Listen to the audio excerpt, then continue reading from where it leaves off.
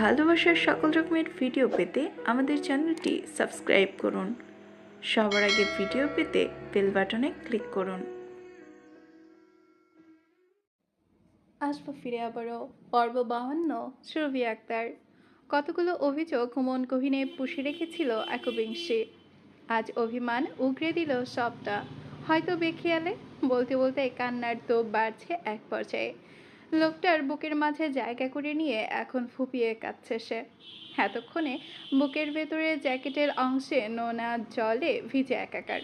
তবুও হেরফের নেই তার, বরং চুপ থেকে মনোযোগ দিয়ে শুনল রমণীর সব অভিযোগ, মেনেও নিল। থামানোর চেষ্টা করল না আজ। নীরব রইল বহুক্ষণ। মেঘার কান্না হেঁচকিতে রূপ নেয়। ফোপানি কমে আসতেই হেঁচকে ওঠে গলা চিরে।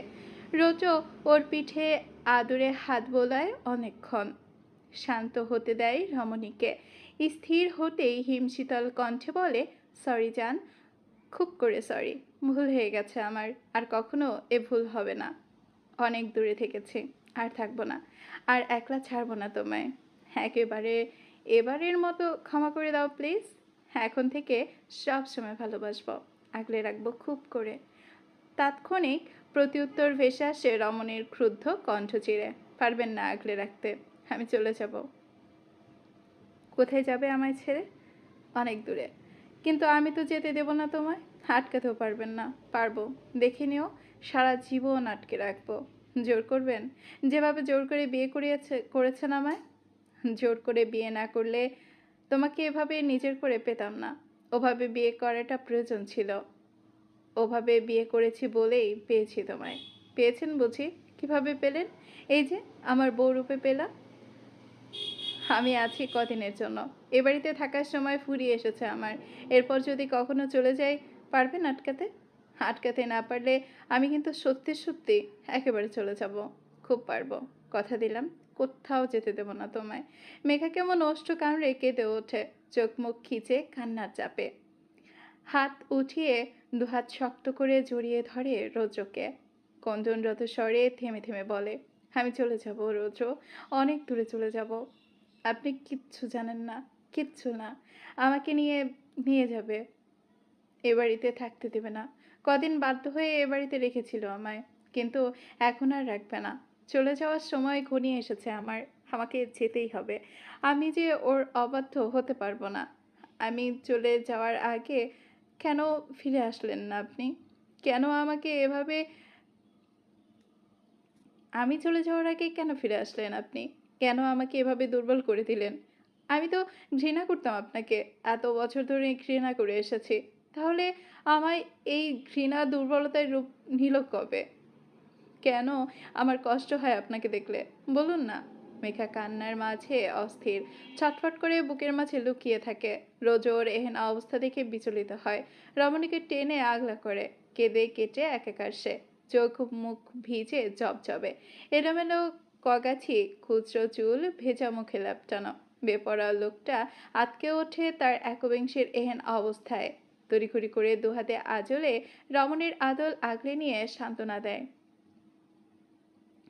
Oh, Jan, look at me. Look. Please come down. Stop cry. I am Rojo. সব জানি আমি। তোমাকে কোথাও যেতে দেব না, ওকে? কেঁদো না প্লিজ। আমি আছি তো, সারা জীবন তোমাকে আমার করে রাখবো। কেউ তোমাকে আমার থেকে নিয়ে যেতে পারবে না। তাই তো বিয়ে করেছি। তুমি শুধু আমার, এই রোজের রোজময়ী তুমি। নিজেকে বাঁচাতে তোমায় প্রয়োজন আমার। আমি কোথাও যেতে দেবো না তোমায়। মেঘা ওষ্ঠ উল্টে জানতে চায়, সত্যি 100% তুমি আমার? শুধু আমার, আমার হয়েই থাকবে। মেঘা শ্বাস ফেলে ওর বুকে মাথা নামিয়ে রাখে, চোখ বুজে নেয়। মেহমানরা চলে যাবেন। যাওয়ার আগে মেঘার সাথে দেখা করার জন্য তড়িঘড়ি করে উপরে উঠল সারা। দরজা ঠেলে ঘরে ঢুকলো। এপাশ ওপাশ তাকিয়ে গলা চিরে সশব্দে ডাকার আগেই চোখে পড়ল বারান্দায়। অমনি তড়াক করে আঁখি যুগল বৃহত্ত হয়ে আসলো ওর। রোজের বুকে গুটিয়ে আছে মেঘা। সারা চরম আশ্চর্যজনিত হলো। বিস্ময়ে ঠোঁট ফাঁকা হয়ে আসলো তার। অস্পষ্টে কিছু বলার আগেই দু ঠোঁটের মাঝে আঙুল চেপে সারাকে চুপ থাকার ইশারা দিল রৌদ্র। নিঃশব্দে ইঙ্গিত দিল যেন শব্দ না করে। রৌদ্রের সাথে চোখাচোখি হতেই ভাবাচাকা খায় সারা। থতমত দৃষ্টি নামায় দ্রুত। জিভে কামড় বসিয়ে মুহূর্ত কয়েক বাদ পিটপিট করে চোখ তোলে। মুখ গোল করে বিড়বিড়িয়ে বোঝায়, আমি চলে যাচ্ছি। রৌদ্র আলতো ঘাড় কাত করলো, সায় দিল। আবারও ইশারা করে বোঝালো যেন নিঃশব্দে ঘর থেকে বেরিয়ে যায়। তাই করলো সারা। এক মুহূর্ত বিলম্ব করলো না, তড়িঘড়ি পায়ে দ্রুত কদমে বেরিয়ে আসলো ঘর থেকে। দুটোর কাণ্ড দেখে ঠোঁট চেপে হাসলো ফিক করে। রুম থেকে বেরিয়েছে সাফা, আর শিশিরের মুখোমুখি হয়েছে সে। সাফা ঘরে ঢুকছিল আর শিশির তার পাশের ঘরে। না চাইতেও ওই লোকটার ঘরের দিকে যাচ্ছিল সে। সারাকে হন্তদন্ত হয়ে থামালো দুজনেই। সারা সাফাকে বাধা দিয়ে চাপা স্বরে চটপট বলল, সাফা আ- এখন রুমে যেও না। কেন? না মানে রৌদ্র ভাইয়া আছে, ওখানে যাওয়াটা ঠিক হবে না। এখন যেও না প্লিজ, নিচে যাও আপাতত। সাফা কিছুটা বুঝলো, তবে শিশির বুঝলো না। চোখ শুরু করলো সে। মিনিট কয়েক পেরোয়। বেলকনিতে দুজনের মধ্যে পিনপতন নীরবতা। শিশিরে ঠান্ডা হাওয়া বইছে। মেঘা একেবারে স্থির। রোজও এবার আর স্থবির রইল না। আলগোছে রমণীকে সরালো নিজের বুক থেকে, দাঁড় করালো মুখোমুখি। চোখ তুলে চায় একবিংশী, চোখের জলে ভেজা পুরো মুখশ্রী। বারান্দায় পিটপিট আলোয় ঝিকমিক করছে দুধে আলতা চেহারা। চিকচিক করে জ্বলছে ভেজা ভেজা কপল দুখানি। রোজো আলগোছে ঠোঁটে চেপে হাসে। কোমর ছেড়ে দুহাতে তুলে রমণীর ভেজা চোখের পাপড়ি মুছে দেয় আলতো করে। ভেজা মুখশ্রী দুহাতের তালুর সাহায্যে মুছিয়ে দেয়। অতঃপর দু কপলে আলতো করে হাত রেখে ঠোঁট নামিয়ে নরম আবেশে চুমো খায় দু চোখের পাতায়। অতঃপর আখি লতার সেই কাটা দাগে। মেঘা সুপ্ত অনুভূতিতে কুকড়ে যায় লোকটার ওষ্ঠ স্পর্শে। চটান বুকে আলতো আঘাত করে বলে মেকিস্বরে, ইউ রাইনো, আপনি খুব খারাপ, খুব কষ্ট দিয়েছেন আমায়। আমি ঘৃণা করি আপনাকে। হেসে ফেলে রোজ। কিছুটা শব্দ করে হাসে। আচ্ছা, ঘৃণা করিস আমায়? এ কেমন ঘৃণা, যেখানে আমাকে ঘৃণা করেও আমার জন্য কাঁদছিস? আমার বুকে মুখ লুকিয়ে আমার নামেই অভিযোগ করছিস? হুম? মেঘা মুখ বাঁকায়, বলে না কিছু। রৌদ্র ধীরে সুস্থে একবিংশের কপালে কপাল ঠেকিয়ে চোখ বুজে নেয়। উল্টো দিকে রমণীর চোখ খোলা। সে বেপরোয়া লোকটার উজ্জ্ব অস্থিরতা বেশ পরিমাপ করতে পারছে। রৌদ্র ধীর স্বরে বলে, আই লাভ ইউ জান। বিশ্বাস কর, খুব ভালোবাসি তোকে। আর যন্ত্রণা দিস না আমায়। তুই বলছেন আবার? ওহ সরি, আর বলবো না। মদ খেয়েছেন? একটুখানি। কথা দিন আর কখনো খাবেন না। রোজও একটু বেকায়দায় পড়ল। কিয়ৎকাল বাদ সায় দিয়ে বলল, খাইনি তো বহুদিন। ফিরে এসে আবার খাওয়া শুরু করেছে। আবার ছেড়ে দেব, আর কখনো খাবো না। সিগারেটও খাবেন না? ঠোঁট পুড়ে কালো হয়ে গেছে। আচ্ছা, খাবো না। বেপরোয়া হয়ে ঘুরবেন না আর। ঘুরবো না। অবাধ্যতা? ভুলে যাব। তোমাকে পেলে ভুলে যাব সব অবাধ্যতা। পুরো বাধ্য হয়ে দেখাবো? বাধ্য স্বামী হয়ে যাব তোমার। যা বলবে তাই শুনবো। মেঘা মুচকি হাসলো। আরও বলল, ব্রেকফাস্ট, লাঞ্চ, ডিনার সব বাড়িতে করবেন? করব। মা বাবা এ বাড়ির সবার সাথে ভালো মতো কথা বলবো। বাড়িতে থাকবেন? থাকবো। রোজ রাত 8টার আগে বাড়ি ফিরে আসবেন? আসবো। তবে একটা শর্ত। কি? তোমাকে আমার সাথে থাকতে হবে, আমার রুমে। না, শুনবো না প্লিজ। আকস্মিক অপ্রস্তুত হয়ে চোখ নামালো রমণী। চিবুক ঠেকালো গলায়। উত্তর করল না। রোজ অপেক্ষায় থাকতে ব্যাকুল। তর্জনী দিয়ে একবিংশের চিবুক উঠিয়ে ধরল সে। উৎকণ্ঠায় হাঁসফাঁস করলো, বলল সে, প্লিজ ইভারা, আমি তোমাকে চাই। আর বারণ শুনবো না। 5 বছর পেরিয়ে গেছে। অপেক্ষা করেছি, অধীর আকুলতা নিয়ে সময় গুনেছি। এই 5 বছর অনেক দূরে ছিলাম। সময় দিয়েছি তোমায়। দূরে থেকে নিজেকে পরিবর্তন করেছি। আর পারবো না। একবিংশী ভেজা মুখশ্রী রাঙিয়ে ওঠে। ভারী লজ্জা পায় সে, তবে বুঝতে দেয় না। ফের চোখ নামিয়ে এপাশ ওপাশ ঘন পলক ফেলে। দ্বিধা দ্বন্দ্বে ডুবেছে তার নির্মল হৃদয়। রোজো ডাকে, ইভারা প্লিজ, আপাতত শুধু রুমে শিফট করতে হবে, আর বেশি কিছু না। মেয়েটার নীরবতা দেখে মুচকি হাসে সে। I know, silent gives consent. তাহলে আজ থেকে আমার বউ আমার কাছে থাকছে? মোটেও না। তাহলে? জানি না। কে জানে? কেউ না। চুপ করুন। তৎক্ষণাৎ কথা মেনে চুপ করে রৌদ্র। তীক্ষ্ণ হয় দৃষ্টি। গভীর চোখে দেখতে থাকে মেয়েটাকে। বড্ড আবেদনময়ী তার এই একবিংশী। যেমনটা 6 বছর আগে ছিল তেমনটাই, বরং অনেকাংশে বেশি। এখন সে একবিংশী। রৌদ্রকে সামাল দেওয়ার জন্য সম্পূর্ণ উপযোগী, নতুবা তখন ছিল না। তাই তো এত প্রতীক্ষা। নিঃশব্দে শ্বাস টানে রৌদ্র। চুপ করে ঠোঁট ছোঁয়ালো কপলে। একটু থমকায়, পরক্ষণে খেই হারায়। একে একে বেসামালের ন্যায় পুরো মুখশ্রী জুড়ে অধর ছোঁয়া সে। রমণীর ওষ্ঠপট স্পর্শ করলো বেশ কয়েকবার। এলোমেলো তার ওষ্ঠ স্পর্শ। মেঘা হতভম্ব। বেপরোয়া যুবক একবিংশীর ভেজা ভেজা পুরো মুখশ্রী জুড়ে ছোট ছোট বহু পরশ বুলি দিয়ে ক্ষণকাল বিরতি নেয়। চোখ মেলে তাকায় রমণীর মুখ পানে। স্তব্ধ হয়ে চেয়ে আছে মেয়েটা। চোখাচোখি হয় গভীরভাবে। বাধা দিচ্ছে না এই মেয়ে, নড়ছেও না। তাহলে কি চাইছে? ওর নীরব সম্মতি বুঝে রোজ আর একটু অগ্রসর হয়। অধর ছুঁই ছুঁই দুজনার। তিরতির করে কাঁপে লতিতাঙ্ক। এবেলায় নিজেকে ধরে রাখতে গিয়ে বড্ড হিমশিম খেলো একবিংশে। লোকটার উষ্ণ শ্বাস আশ্রে পড়ছে তার মুখের ওপর। আর পারে না সে। যুবকের উদরের দুপাশ খামছে, চোখ খিচে নেয়, আটকে নেয় শ্বাস। তা দেখে ঠোঁট বাঁকিয়ে ফিচে হাসে রৌদ্র। কানের কাছে মুখ নিয়ে ফিসফিস করে, you want it sweetheart. অগত ঘোর ছুটে যায় রমণীর। লোকটা ধারালোভাবে রোজের কথাটা কানে বিঁধল। শিশির করে উঠল সর্বাঙ্গ। কেঁপে উঠল সে। তড়াক করে খুলল চোখ। লোকটাকে দূরে ঠেলল এবার। এক রাশ ভরা লজ্জায় মরিয়ে গেল মেয়েটা। ঝিঝি ধরল নরম কায়ায়। নিজেকে ছাড়িয়ে পিছু ফিরে মুখ আড়াল করল সে।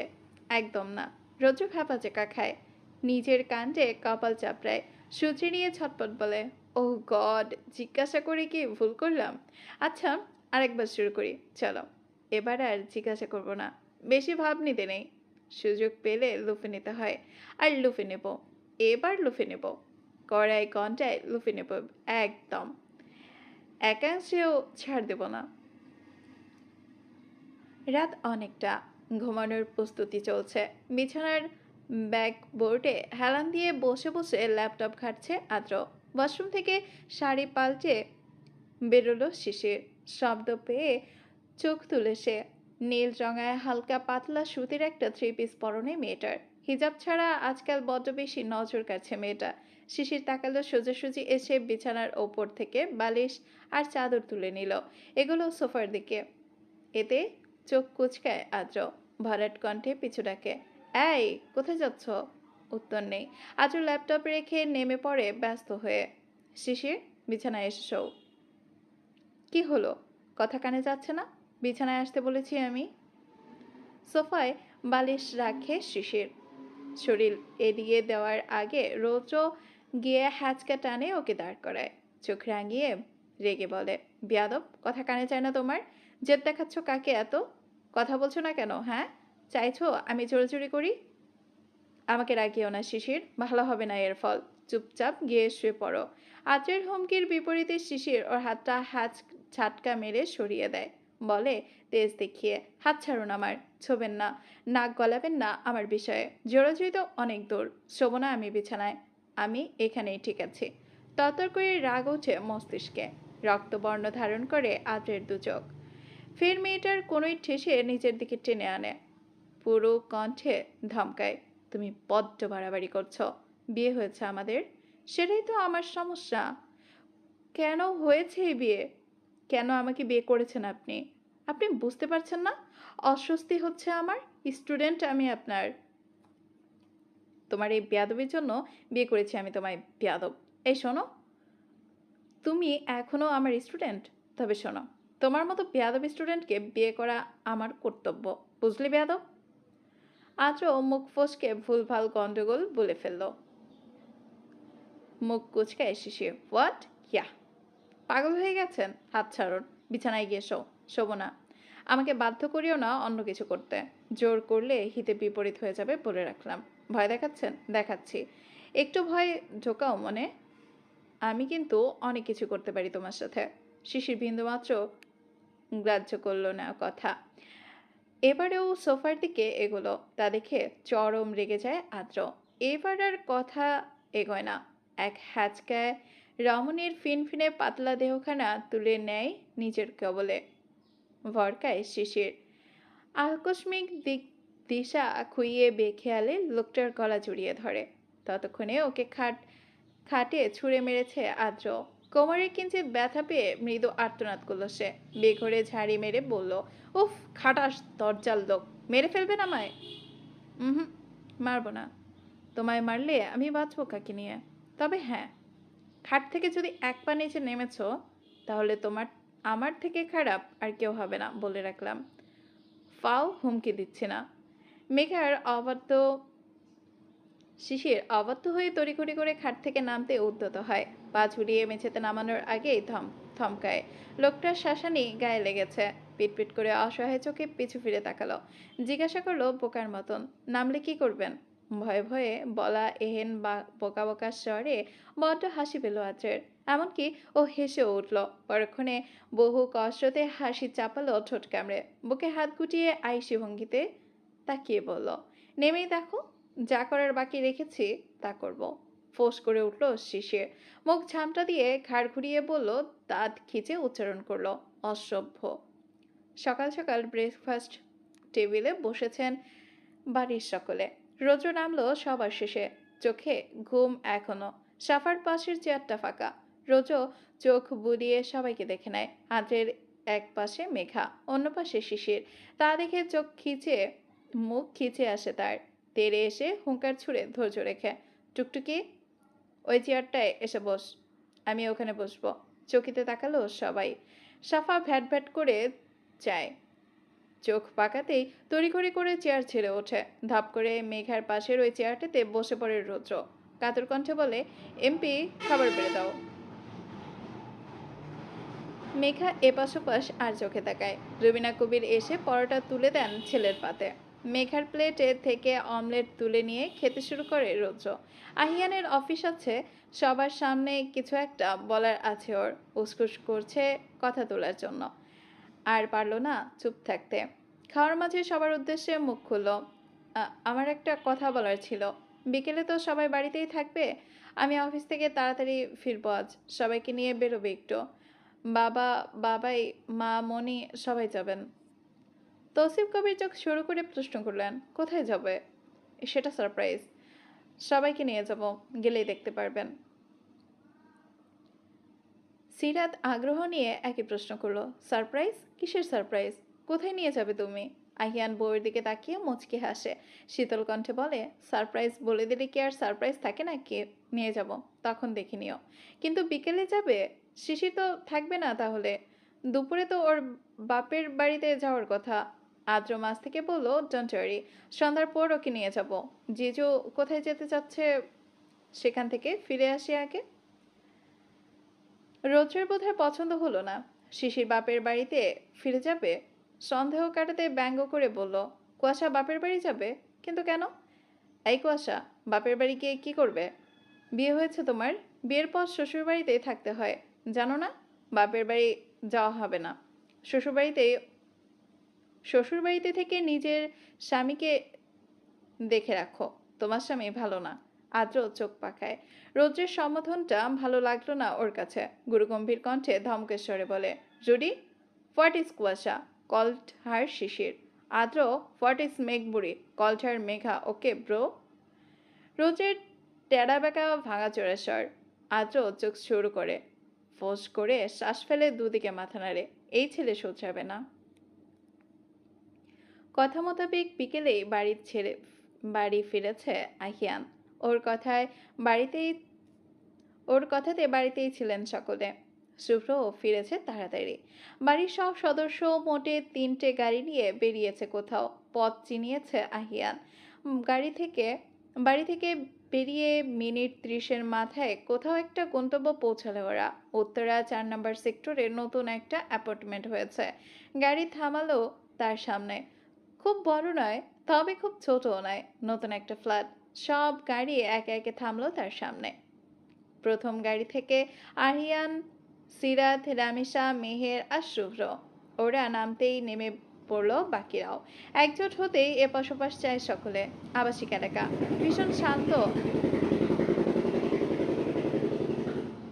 ভীষণ শান্ত আর মোলায়েম আশপাশ। সিরাত এদিক ওদিক ফিরে ব্যাকুল হয়ে প্রশ্ন করে, আহিয়ান, আমরা এখানে আসলাম কেন? তোমার সংসার দেখতে। মেয়েটা বুঝলো না, এমনকি কেউই বুঝলো না। সবার নির্বোধ মুখ ভঙ্গিমা দেখে আহিয়ান মৃদু হাসে। রামিসাকে এক হাতে আগলে অন্য হাতে সিরাতের কাজ জড়িয়ে নেয় সবার সামনে। বাড়ি মুখ হয়ে মাথা তুলে হাঁপ ছেড়ে বলে, এটা আমাদের বাড়ি সিরাত, তোমার বাড়ি। আলাদা একটা সংসার চেয়েছিলে না? এখানে হবে আমাদের সংসার, তোমার সংসার। তুমি সাজাবে সংসার। আমি বাড়ি বানিয়েছি, তুমি শুধু সংসারটা সাজিয়ে নিও। মানে? আগে ভেতরে চলো। তোমার বাড়িতে সবার আগে তোমার পদার্পণ হোক। মেয়েটা তখনও অবুঝের মতো পিটপিট করে তাকিয়ে আছে। তার চোখে না বলেই আর কিছু না বলেই সবাইকে নিয়ে বাড়িতে ঢুকলো আহিয়ান। নতুন গড়া হয়েছে ফ্ল্যাট। মার্বেলের উজ্জ্বলতায় ঝিকমিক করছে পুরো বাড়ি। বিভিন্ন আসবাবে ভরপুর। দোতলা ডুপ্লেক্স ডিপার্টমেন্ট দেখেই স্তব্ধ হয়ে যায় সকলে। সিরাত একটা সংসার চেয়েছিল, আর আহিয়ান তিলে তিলে গড়ে তুলেছে এই বাড়িটা। আর অবশেষে উপহার দিয়েছে তার প্রিয়তমা স্ত্রীকে। সবটা খুলে বলল সে। কদিনের মধ্যে তারা এই ফ্ল্যাটে শিফট করবে। সব আছে এখানে, শুধু অতিরিক্ত কমতি। কবির ম্যানশন ওদের কিছু নেই, আছে টুকটাক জামা কাপড়। সেসব গুছিয়ে একেবারে শিফট হবে এ বাড়িতে। সবটা শুনে আরো বেশি স্তম্ভিত হয়ে যায় সকলে। বাসার ঘরে বসেছে তারা। কারোর দ্বিমতের কোনো অধিকার নেই, বড়জোর তারা মন্তব্য পেশ করতে পারবেন। এই বাড়িটা নাকি সিরাতের নামে। কিছু কাগজপত্র ওর হাতে ধরিয়ে দিল আহিয়ান। নেওয়াজ বাড়ি থেকে সিরাতকে বের করে দেওয়ার হুমকি দেওয়া হতো প্রায়শই। তাই তো আহিয়ান এ বাড়িটা ওর নামে লিখে দিল। এখন এটা ওর নিজের বাড়ি। ওকে বের করে দেবে কার সাধ্যে? সবটা শুনে চোখ ছলছল সিরাতের। বাকরুদ্ধ সে, কণ্ঠে কথা আসছে না। সে ভরা চোখে চায় স্বামীর পানে। টুপ করে গাল বেয়ে গড়িয়ে পড়ায় পানি। আহিয়ান কেবলই মুচকি হেসে দুদিকে মাথা নাড়ে। সবার সম্মুখে দ্বিধাহীন স্ত্রীর চোখের পানি মুছিয়ে দিয়ে বলে, এই নাও তোমার সংসার। এখানে এবার ইচ্ছে মতো সবটা সাজাও। বাড়িটাও তোমার, আর সংসারটাও। আমি আর রামেশাও। গুছিয়ে নাও তুমি। আমার মেয়ে, আমি, আমার স্ত্রীর নতুন সংসার। সুন্দর পছন্দ হয়েছে? জলভরা চোখে এক পলসা হাসে সিরাত। মাথা ঝাঁকায় হ্যাঁ বোধক। খুশিতে আপ্লুত সকলে। এখানকার ঝামেলা চুকিয়ে শিশিরকে নিয়ে শ্বশুরবাড়ির উদ্দেশ্যে রওনা দিয়েছে আদ্র। সন্ধ্যা গড়িয়ে সময় তখন 7টা প্রায়। শহরের ব্যস্ত রাস্তায় যানজট। ড্রাইভিং সিটে বসে যানজটে থেমে থেমে এক মনে ড্রাইভ করছে সে। পাশে শিশির বসা। জানালা পানে মুখ করে স্থির বসে এক মনে চেয়ে আছে বাইরের দিকে। আজও ক্ষণে ক্ষণে তাকাচ্ছে ওর পানে। গাড়িতে ওঠার পর সেই শুরু থেকেই নীরবতা। কেউ কথা বলেনি। আজও দু একবার মুখ খুলতে উদ্যত হয়েও থেমে গেছে। চুপ থাকা স্ত্রীও। ট্রাফিকে গাড়ি আটকে রয়েছে মিনিট দুয়েক। স্টিয়ারিংয়ে দু হাত রেখে আঙুল নাচাচ্ছে সে। জানালার কাজ করিয়ে বাইরের দিকে কিছু একটা লক্ষ্য হতেই তড়িঘড়ি করে গ্লাস নামালো। ইশারায় ডেকে চুপটাক দু একটা কথা বলে কিছু কিনলো। টাকা পরিশোধ করে জানালা তুলে দিল আবার। কাগজের ঠোঙ্গা, ভেতরে বাদাম। একটু শব্দও না করে শিশির ঠোঙ্গাটা আলগোছে রাখলো সে। আর চোখে তাকায় শিশির। ভেঙচি গাছের ঠোঙ্গাটা সরিয়ে রাখে গাড়ির ফ্রন্টের গ্লাভ বক্সের দিকে। আদ্র গাছাড়া ভাবে মিকিসরে বলে, পুরো 20 টাকা দিয়ে কিনেছি। টাকা কি গাছে ধরে নাকি? কেউ যেন খেয়ে নেয়। আমি কাউকে কিনতে বলিনি। তার বলার অপেক্ষা রাখি না আমি। যাওয়ার আগে সবকিছু তার সম্মুখে এসে যাবে। শিশির ভ্রু ঝড়ো করে, প্রসঙ্গ কেটে সিরিয়াস ভঙ্গিতে বলে, আমার হাতে আংটি ছিল, সেটা কোথায়? নেই। কাল অবধি ছিল, সকালে উঠে আর পাইনি, পাবেও না। অন্যের নামে পড়েছিলে ওটা, সরিয়েছি তাই, নতুন করে কিনে দেব। শিশিরদের বাড়ির বসার ঘরে সংকুচিত হয়ে বসে আছে আদ্র। এসেছে খানিক আগে, বেরোবে এক্ষুনি, থাকা হবে না, রেখে যাবে শিশিরকে। এসেছে থেকে ইকরা কেমন করে দেখছে ওকে। ইকরা সব জেনে গেছে, ধারণা করতে বাকি নেই। ইতস্তত লাগছে পরিস্থিতিতে। আবিদ কাছ থেকে আরও শিওর হলো সে। ইকরাকে সব বলে দেওয়া হয়েছে। টুকটাক চা কফি খাওয়া শেষে উঠে দাঁড়ালো আদ্র। আসার আগে সিফাতের জন্য অনেক চকলেট নিয়ে এসেছে। ছেলেটা খুশি মনে সব আগলে ধরে বসে আছে একপাশে। আসমিরা বেগমও আছেন। আদ্র মুচকি এসে তার দিকে থেকে বিদায় নিল। এসেছে থেকে শিশির রুমে, বেরোয়নি একবারও। সে দোনামোনা করে ঘরে যায়। চিরচেনা সেই ঘরে জানালার কাছে মাথা এলিয়ে বসে আছে শিশির, স্থির সে। আজের নরম ডাকে নড়ে চড়ে উঠল। শিশির, খাট থেকে নামলো মেয়েটা। আমি যাচ্ছি। যাচ্ছি, নিচে সরে আবার বলল। শিশির প্রতিউত্তর করল না। খচখচ উথাল পাথাল মন নিয়ে পিছু ফিরে আদ্র। দরজা পর্যন্ত এগিয়ে আসে, পা চলে না, কেমন হাঁসফাঁস লাগে। রমণীকে রেখে যেতে মন সায় দেয় না। থেমে পিছু ফিরে আবার। শিশিরের সাথে কাতর দৃষ্টিতে চোখাচোখি হয়। কেমন করে মলিন মুখে আবার বলে, শুনলে তুমি? যাচ্ছি আমি। যান, তুমিও চলো না। এখানে থেকে কি করবে? আজব, এটা আমার বাড়ি। কিন্তু ওটা আমার বাড়ি, আর তুমিও আমার। আমি এই সব কিছু আমার আমার চাই। চোখ নামালো শিশির। লোকটার মধ্যে গতি বুঝে পায় না, কি যে বলে কে জানে। দ্বিতীয়বার চোখ তুলে তাকানোর আগেই হুট করে অপ্রত্যাশিত কিছু ঘটে গেল। আকস্মিক তেড়ে এসে শক্ত আলিঙ্গনে শিশিরকে জড়িয়ে নিল লোকটা। আর ধরে রাখতে পারেনি নিজেকে। তার এমন হুটহাট কাণ্ডে ঝাঁকুনি দিয়ে ওঠে রমণীর অনুচ্চতনু। চোখচোরা হয়ে আসে বৃহত্ত। লোকটা তার কাঁধে মুখ গুজে নেয়। খোঁচা দাড়ির খোঁচায় শিশিরে অনুভূতি শিউরে ওঠে মেয়েটা। গুড়িয়ে যায় সর্বশক্তি। আজও বলে দুর্বল গলায়, রেখে যাচ্ছি আজ, তেরামো করবে না প্লিজ। নিজের খেয়াল রাখবে। আর লক্ষ্মী মেয়ের মতন কাল ভার্সিটি চলে আসবে। তারপর সেখান থেকে আমাদের বাড়িতে। বিয়ে করেছি তোমায়, তোমাকে ছাড়া এক মুহূর্ত থাকা সম্ভব নয় আমার পক্ষে, বুঝেছ? শিশির তাজ্জব হতবাক, পাথরের ন্যায় জমে গেল সে। আদ্র আদ্র ছাড়ে ওকে। মুখোমুখি হয়ে ঠোঁট ঠেলে মুচকি হাসে। মেয়েটার বাম গালে আলতো চাপড় মেরে কপালে ঠোঁট ছোঁয়ায়। ধীরজ মোলায়েম স্বরে বলে, আসছি, আল্লাহ হাফেজ। কেমন হয়েছে পর্বটি জানাতে ভুলবেন না। আর রোজের কথাগুলো কেমন লাগলো? ভালো লেগেছে? জানাতে ভুলবেন না কিন্তু। আমি অপেক্ষা করব আপনাদের সুন্দর সুন্দর মন্তব্য পড়ার জন্য। Thank you for watching.